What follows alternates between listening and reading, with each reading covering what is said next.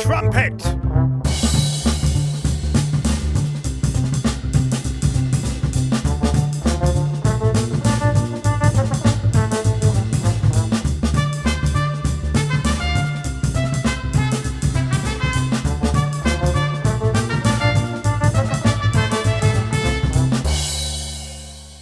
So this is the bonus track with Roxana Gramada, copywriter, conversion copywriter based in Romania.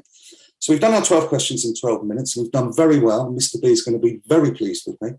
And I like to please Mr. B because he's a nice chap. So there was a couple of things that you said in there about when you first start a project, looking at patterns. And you also have a structure.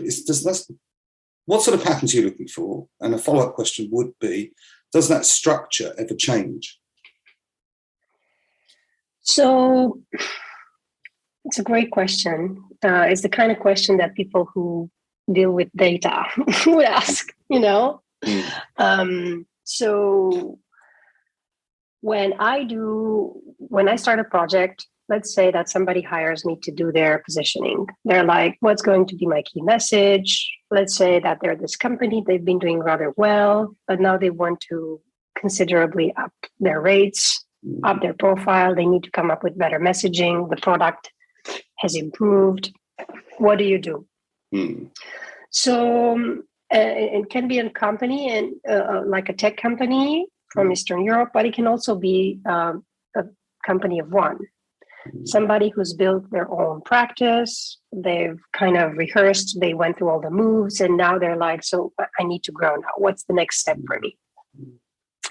So I always do this 90-minute induction, and I will always start with the usual suspects. You know, I've seen induction questionnaires from other marketers around the world, and we pretty much all end up asking sort of the same things. And I've had clients say, oh, only these questions alone help me structure my stuff, blah, blah, blah. And it's always good. But, you know, that's just the starting part. That's where you get them to brain dump stuff. And that's the pretext for you to start untangling something. There will always be in those answers and in the proper conversation, because then you take the answers that they come up with, you review them and you pick at them, just like you're picking at my answers, you know, like, this is interesting. What's this like? Say more about that, you know, stuff like that. And they will say something that ultimately will be revealing about their ambitions, about their goals, about the obstacles and how they react to that. Ultimately, you want to go, it's a company of one, I always go at what pisses them off. And how they go about it. And it's not like I'm looking for something in particular, but to go back to my hero, Werner Erhard, he basically told me, because I met my hero, oh my God, and we were at this conference in London, and he said to me, you have to create out here. It's you and me and nobody else in the world. And as you do, you ask yourself the ultimate question. What is that which I am interacting with? Okay, what's coming at you? For instance, I had a call with this lady the other day. She's a transformational coach somewhere in England. And you have to ask yourself, what are you present with as you talk to her? And she was, you know how people show up at calls, and basically you either see a generic holiday, background, or you see people coming up with the usual IKEA shelves or stuff like that. And I promise you, this lady had behind her a very particular kind of landscape, which tells me that she doesn't make the obvious choices. She's a curator, which tells me that she put energy into layering and structuring and, picking those things. So she's a world builder. What else does she do? So the person you're talking to will show who they are right there in that instance of talking to you. And you just have to be aware of what they're doing, observe, and take the clues. That's why I always say... It is sort of like detective work that you're doing there. It is. You've got a structure that you use, and you're also using your intuition to find those moments, those key emotions. Absolutely. To differentiate the person. Absolutely. And if you calm your system down and you just focus on them, you will listen to the clues. They will scream at you. All you have to do is ask, and something will be revealed. And I promise you, this is not standard copywriting procedure. That's probably what sets me apart and others, because I don't think I'm the only one on this planet doing it. But that's how it's done. That's how I do it. That's how I reveal the truth. Interesting, very interesting. I want to go back. I want to go over something else to do with conversion. Sure. So for me, when I do very little conversion writing. I do a bit of it. I'm always looking for the question, which is at the visitor to a website, is what's in it for me, and try to address that. But I also go a stage further and wondered if you did the same for their business building persona marketing. Do you go down that route of creating persona for their businesses? I always want to know who the client is, and I want to make sure I get to know them as intimately as I can. And if you ask me what the obstacle is, that's always the number one objection I get from my clients is always going to be, do you really need to talk to clients? Yes, I do. Mm-hmm. Yes, I do. Because that's where I get what they actually get from you, that why they come to work with you, why they go for you and not somebody else, so on and so forth. So I will go after persona information. I will go about it in the job to be done, Clayton Christensen kind of, strategy school. But I will do the best in my power to limit the persona to one. Oh, okay. That's interesting. That's very interesting. And I know, yeah, because you know what? It's always going to be tempting to say, oh, I have more. And of course, we're talking about a specific kind of client here, but you have to stay true to the thing that says one reader, one promise. Otherwise, you're just diluting, Well, that's a very interesting approach to it. But is that the case for all your clients? You've just come up with the one persona? No, listen, this is where the agony is going to be, because they're going to have a hard time letting go. And you have to have compassion for them, because especially if they've just started out, they're either fresh off the boat or a few years in, unless they're very decided and very determined. And those are the ones that you really see, skyrocket. They're going to work through their own issues as they let go of some client and crystallize a better idea of who they're talking to, or they need to test stuff and see what works, because they're really, this is a work in process kind of business that they have. But I always make sure that they get it. They really get it. That for this to work, there's going to be one. In the end, there can be only one. Sounds like harmony to me. Yeah, but you know what? They don't have resources for more. They just don't. No, that's true, and you can lose focus. But it does remind me of a disc jockey, very famous disc jockey who passed away a few years ago, called Terry Wogan in this country, and he had the biggest audience in the UK. But he always addressed his audience as the audience, as one person, the listener. He used to say, and I often wondered why he did that, because he could personalise, and he was talking down a microphone, not to this tens and hundreds of thousands of people. He was just talking like a friend, and that focus was very friendly and very emotional, and he was very much loved. So it's essentially what you're doing there, is focusing on that one thing. Now, because we're both in the digital space, and I toy with copywriting, you do it for a living. How do your clients assess the success of your work?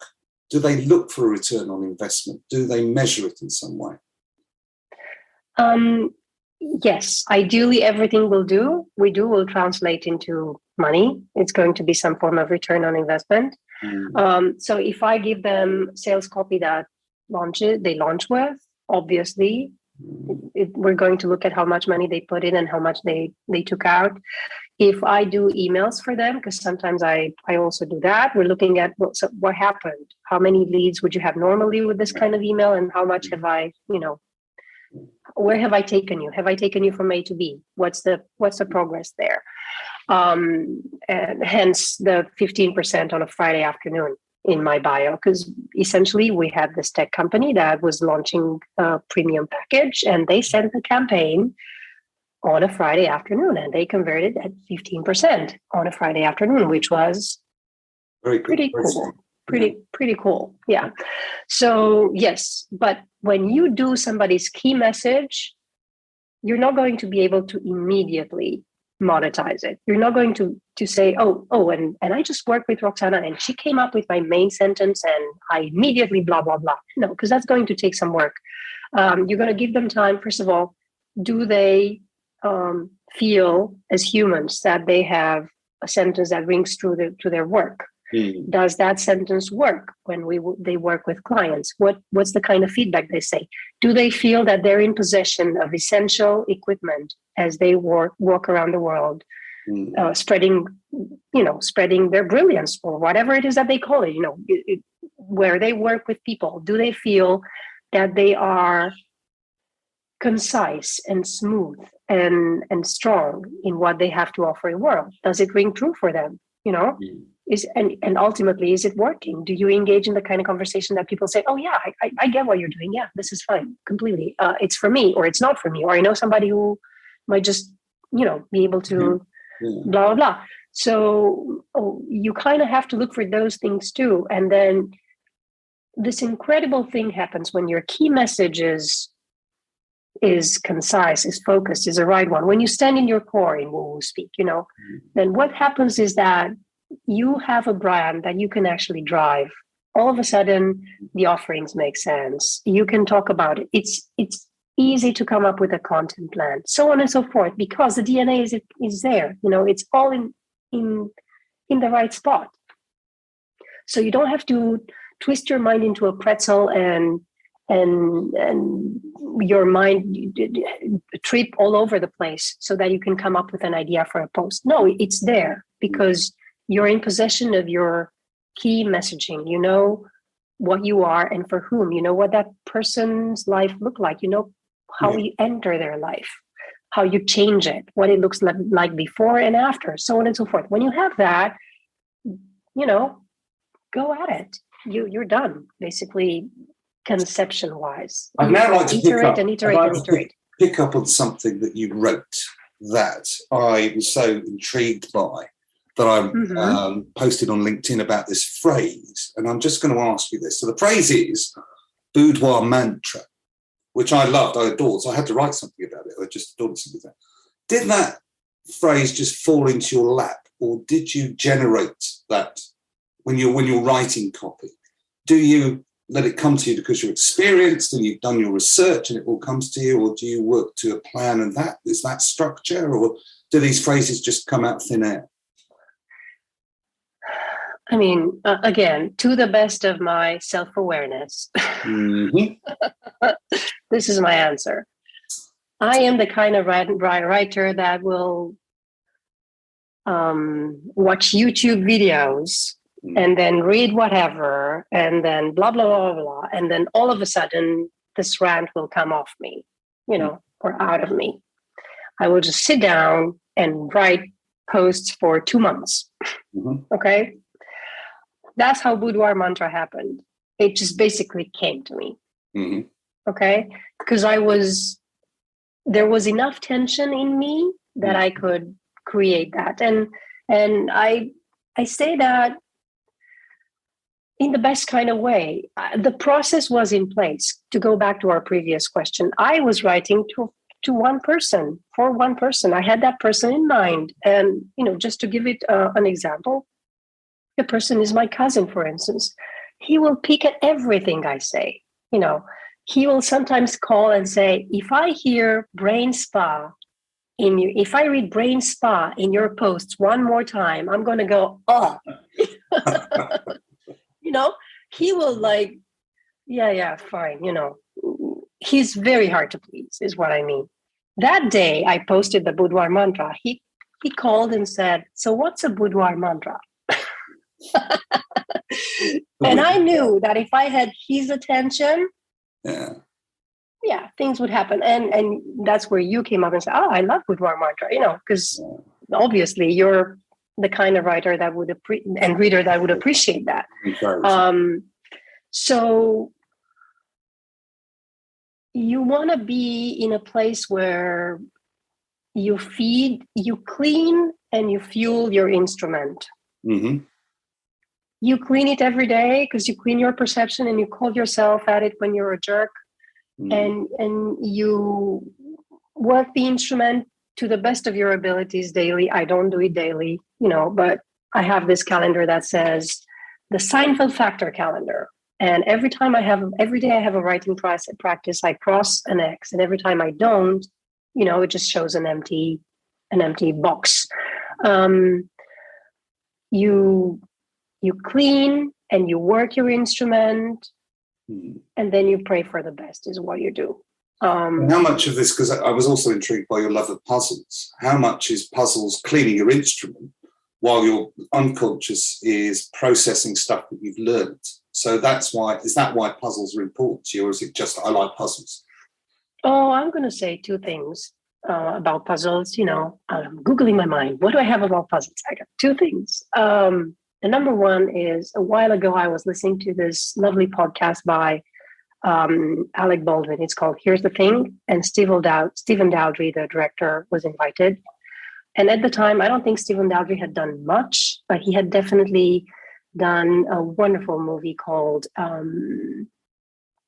it's about this little boy who wants to be a dancer. What's it called? Timmy Elliott or something like that. Well, Billy Elliott. A wonderful movie from the 90s, I think. And I was like, oh, I love Stephen Daldry. What's Stephen Daldry going to say? And Stephen Daldry said, well, listen, if you like puzzles, you're going to like being a film director or editor, because it's all about putting together the puzzles. And I was like, oh, wait a second. And at the time, I was working on a personal project. I had done a film documentary about my Aikido friends. So I was like, oh, okay. And I tried it and I loved it. Both the documentary and working on the documentary and the puzzles. But the puzzles, like 2,000 Bruegel pieces. I'm talking about the fall of the revolt of, what's it called? The Revolt of the Fallen Angels or something like that by Bruegel, whom I absolutely adore. But that's a different story. And second thing about puzzles is I think it's the best we can around. We can attempt at building like, mandala. Mm-hmm. You just work at it, you complete it, and then you completely unravel it. And off it goes into space. And I read into this book by, what's his name? I think it's John Richardson. I don't remember the name exactly. It's a Jungian therapist / author. He has these wonderful, very short books about he, she, the mindset of the archetype, the masculine archetype, the feminine archetype, so on and so forth. And he has one about the shadow. And he says, your best way to eat your own shadow is to build mandalas. And I say, the best way you can attempt a mandala as a modern living person is to do a puzzle there. I think I find that fascinating. I also find it fascinating. I've got a project in my mind which is about people's shadows leaving them. And so they have to go and find their shadows. So that's intriguing. Now, we're going to wrap up, and I'm in two minds because I've got two questions I want to ask you, but I think I'm going to go the easy route because it fascinates me. You said during our 12 minutes and 12 questions that if it was 175 years ago, you'd be a housewife. Could you explain that to me? Because it's not becoming words to me that you would be anything like that. Oh, come on. What do you think I could have done 100 years ago? What were women doing 100 years ago? Mm-hmm. What was their way of expression? Mm-hmm. The best thing, they were like born into a family. They were married off as quickly as possible because they were like, one less mouth to feed. And what was their sole channel of expression? What is the place where they were like, yeah, this is my thing and I'm going to ace it? Mm-hmm. Mother effers running a home. That's all they had. So I would have made a brilliant housewife. I promise you. I'm sure. I'm absolutely. Cakes and all. Now, there's other stuff I'd like to pick up on, but I think we've run through some very interesting topics, and I've learned a great deal from you, and I'm very pleased with that. So perhaps I'll invite you again for season 3, and we can pick up on Jerry Seinfeld, because that interests me as well. So for now, Roxana Gramada, conversion copywriter from Becoming Words, I'd like to thank you very much for being on Jelly Trumpet. Thank you. And thank Mr. B.